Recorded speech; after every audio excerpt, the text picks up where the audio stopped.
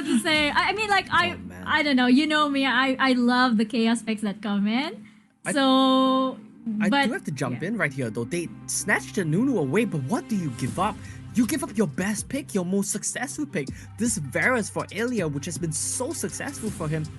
They say we prioritize Nunu more. We have no answers to this champion with Ari being banned away. I think that was a very good identification from MBR. But Team Secret, very quick on the uptick. They know what the counter is. TF plus Nunu. Olaf has answers into both of them. Has the Galio to come in on top of him. Has the Varus for poke as well set up. Team Secret's draft looking much better from the get-go.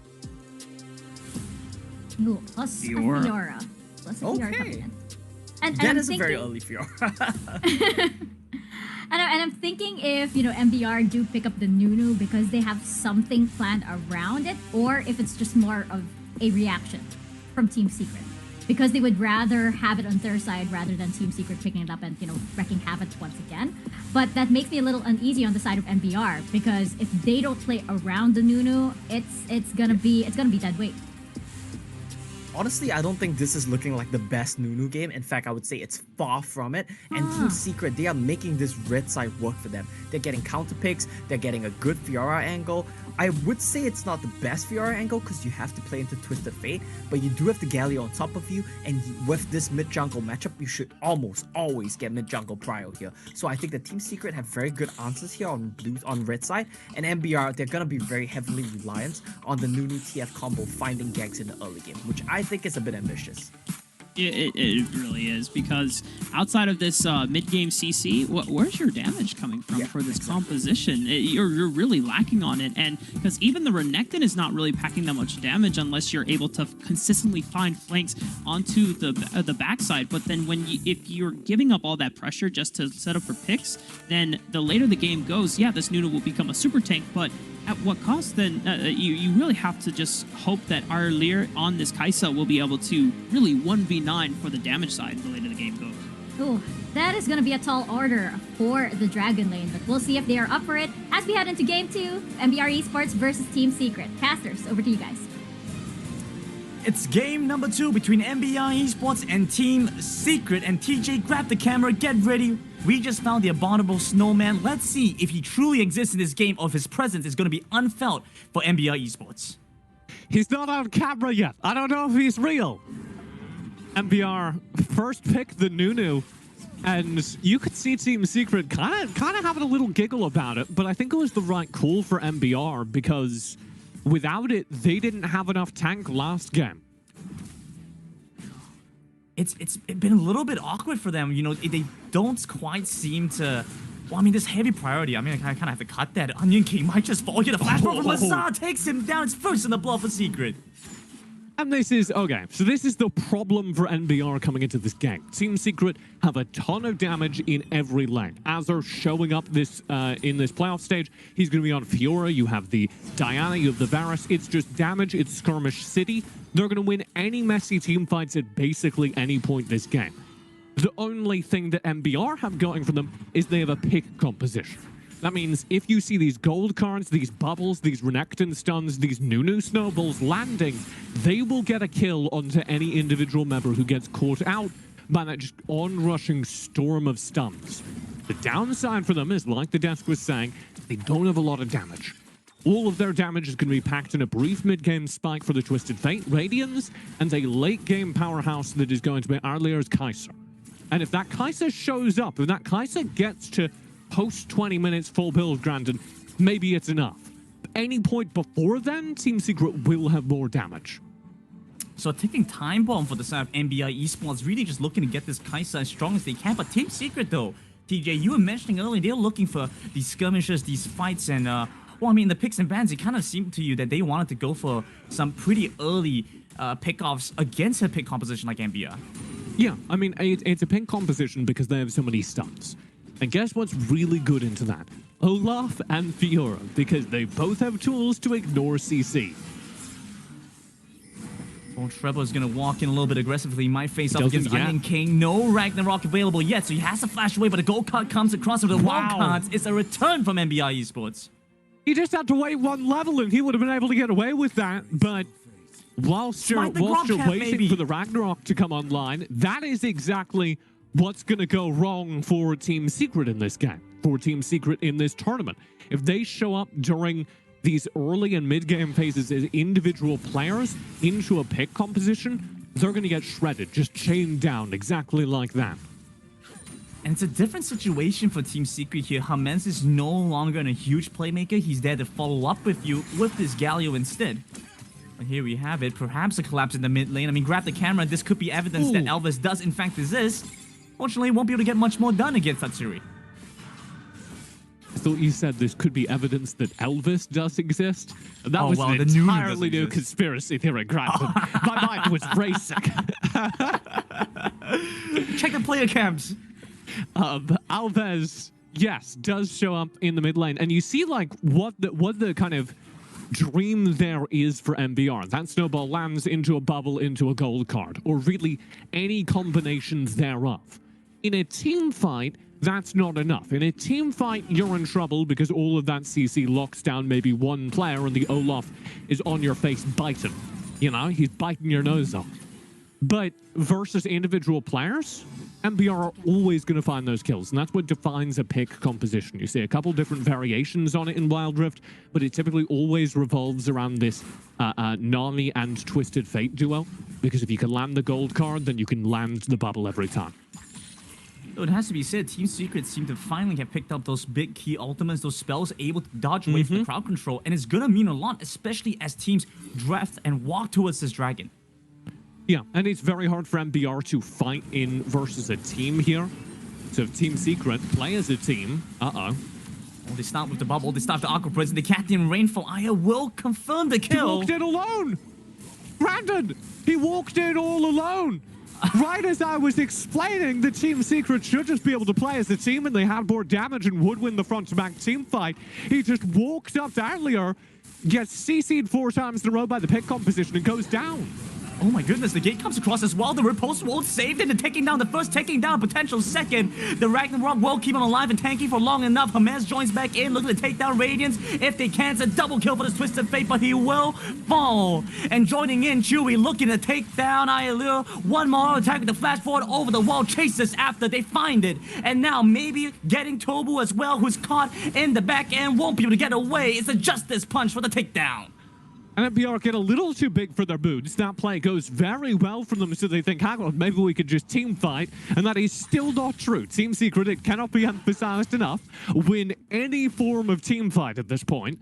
But if MBR can land those stun cooldowns, they're going to get early gold and early objectives, as they have so far.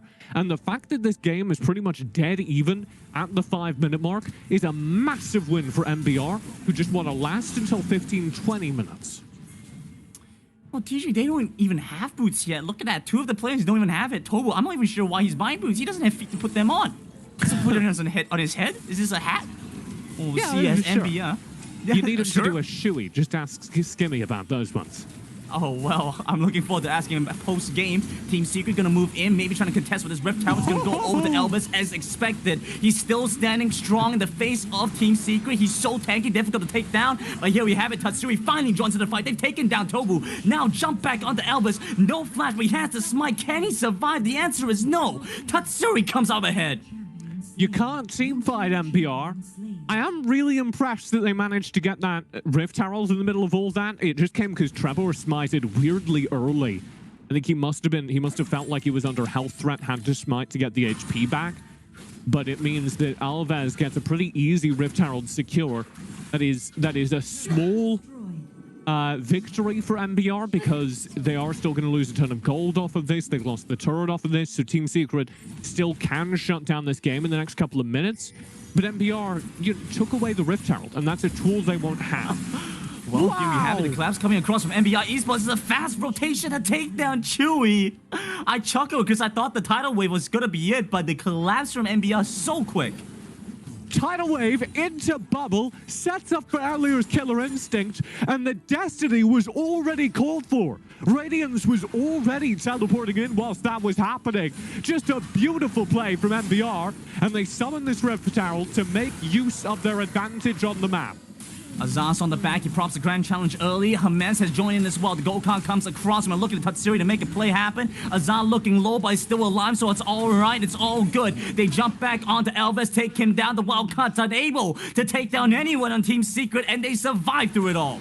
Azur is playing so well right now. For a player that's struggled this tournament, that's underperformed the expectations we came into this event with, it must be vindicating to perform like this. Well, there's not much more to be said for Radiance, though. He falls in the bottom side, and the Dragon turret, the Dragon outer turret, will go over the Team Secret. 6,000 ahead, TJ. I'm not in the same place I was during game number 1, though. During game number 1, there was a moment around this time, actually, where I said, okay, this game's over, Team Secret win. This time round, I'm keeping a very careful eye on Arlier. And they keep getting into these situations where they're fighting 3-on-3, 4-on-4, like you see here. And there's absolutely no universe in which Team Secret lose these 3-on-3s, 4-on-4s. We're taking another one. Oh, wow, they do manage to trade back, though. It's a 1-for-1 exchange. The Kai'Sa for the Fiora. Not too bad for MBR Esports, but not great either. Yeah, actually pretty bad, I would argue, for MBR. On paper, it's a pretty good trade because you shut down Azar. But they need this Kai'Sa again. And every second that Outlier is looking at a gray screen is a second that he's not farming. Every second you're scrolling through Instagram waiting to get your controls back, you're not farming. And that's pretty devastating for Outlier. Well, the best place to shot call from is from a gray screen. Elvis right around the side of the pit, charges up the snowball, gonna get intercepted by Hermes. This could be the fight. Tatsuri comes in with the moonfall onto 2. Chains of Corruption blocks off MBR Esports. It's difficult for them to get in. MBR just need to leave. There's no winning these front-to-back team fights until the Kai'Sa is so massive she can do it by herself. And she is not there yet. The reason it's so hard to win a front-to-back team fight into Team Secret for MBR is because they have no assassination potential and they have low damage. And obviously the low damage means that it's hard to burn through the front line, which is mostly Hamas, sometimes Azur and Trevor, but mostly Hamas. The problem with having no assassination potential is that there's no way for them to get onto Chewie. So as you see during that fight right there, where they're trying to force through that choke point at the top of the river, Chewie can just sit behind the entire team and throw damage out.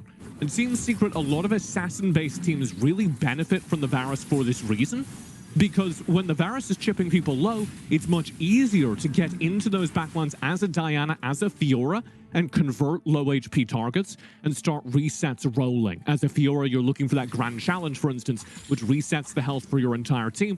It's way easier to proc that ultimate if your targets are already low, because Chewie's been gnawing away, chewing on them a little bit. Right, so hear me out, TJ. If MBR are lacking backline assassination potential, full without the Kai'Sa. Yeah, no, that should be the play. This Kai'Sa needs to get as big as possible and literally win team fights by herself. And Kai'Sa can do that, but it's a long road to get there. Well, we already start to see Radiance starting to come online a little bit more. He's optimized for the Lich Main instead of the Rapid Fire Cannon early on the second item, so a little bit less of the pick potential. Here we have it. That's the pull triggered coming in. MBR Esports has the red card, so they don't have to lock down the crowd control to take down Chewie first. He goes golden, survives still. Elvis soaking up so much damage. The 3-man Moonfall almost takes down Elvis, who's had to flash back towards the turret. But MBR Esports will be able to survive this onslaught. Anytime you see a team fight like that one for Team Secret, though, where Team Secret are walking away from the team fight with 2-3 low HP members, it's a sign you don't have enough backline threat on your team. Ooh, there we have it. Tatsuri comes in with the Lunar Rush. They find the first pick off on the Radiance. And there's mid lane turret as well. Because it's about mobility, right? You see the flip side of that here. Alphas, what are you doing? Oh, he's making a mess. This is him showing his presence. This is his turn. Okay. So during that fight, you see the side of Team Secret that MBR don't have, where when you need to go front to back, when your primary engages stuff like Renekton and Nunu, it's very easy for low HP members to just leave. It's very easy for you to just walk away from the crocodile. The key is to change directions because crocodiles can only run in straight lines. Yes. Whereas for MBR, when they get low, when members of their team need to reset, they can't disengage from the fight as effectively because they need to survive being dove by a Fiora, by a Diana, both of whom move very quickly. So MBR can't run away from Team Secret. Team Secret can run away from MBR. That means MBR can only win very specific kinds of fights. That's going to start happening towards the late game, not only as their damage comes online in earlier, but also as you get objectives that Team Secret can't afford to run away from, right? Because every time they just take a random skirmish in the mid lane, Team Secret, if they feel like they're losing it, they're just going to leave. They're just going to go home. And there's not a whole lot MBR can do about it. Whereas once you get to like a Baron fight, Team Secret can't leave. And that's when you have the potential to turn the game around as MBR. And Baron will be available. I mean, it's a Dragon first, so MBR esports Infernal. still have to tide past this battle, right? The Infernal Drake, it's a big one, so Team Secret should look to go and grab that. But MBR esports, like you mentioned, you know, they still have this window to play for. And it's not as if Iler is totally out of the game. He's only about 500, well, about 1,200 gold behind Chewy right now. It's still a playable series. They just have to make sure that he gets into this point of power. And Team Secret have been playing this well. They do have a gold lead, as you were talking about. But it's very hard to count MBR out of this game until earlier is shut down. Well, what they're looking to try and do here, MBR esports the one to pull the trigger first, but they're fighting into Team Secret, who have such a great angle to get the class back in on them. They force away Onion King with the Ignite, taking him down low. The kill will go over to Azine, over to the back. They finally take down the Fiora. The gold card is locked and loaded, ready. Radiant still chasing after Iler. Will dive into the back, take down one. But he faced off against Tatsuri, who's back again with the Lunar Rush with the Crush and Strike. And you have to run away from this Diana. Earlier does manage to find a pick-off kill there, shutting down Azure and finally demonstrating some of that late game potential. He would have had him! He gives up! Ladies and gentlemen, that is why you never give up on your dreams, because you don't know how close you might be. Absolutely. Always chase after them. They're going to get the turret. Tatsuri chasing after this kill, because guess what? The Chains Corruption are back up. And one more. It's 4 dead inside of MBR. You never know what the thing you're looking for might just be on the other side of a bush that you don't bother to walk through. Look, it's your true love on the other end there. You just have to make the first step, get Just past stick that your brush. head into that foliage. Just put your head into those leaves. Full of thorns, full of whatever kind of things you want to talk about. Branches, sticks, whatever, poisons, insects. You got to put your head in that brush. You gotta put your head through it. This Through team it. fight does look much better for MBR. You can kind of see what's coming online. Check out this from earlier. He's just like, hey, this is what I do in the late game, by the way. Finds a kill. But you can also see they have literally no damage other than that. And off of the back of the win, Team Secret are starting the Baron. And they picked it up. It goes over the treble, who's managed to collect it. Onion King will be the next to fall. The grand entrance comes across Azar. Watch earlier. First time will not be the second time he goes down. Elvis tries to charge up the Absolute Zero. It doesn't do much in the face of Team Secret, who have taken down the third. And Iron Leo will be the game. 4th casualty of the fight. And that'll be it. Finally, MBR gets shut down. Finally, the Kai'Sa gets shut down, and they just didn't get enough gold onto her to justify this team composition, which pinned all of their hopes and dreams on earlier. So Team Secret are going to match point. And once again, we see teams come back into the playoffs with playoffs form. It's Team Secret leading the series 2-0. What a performance from Azure.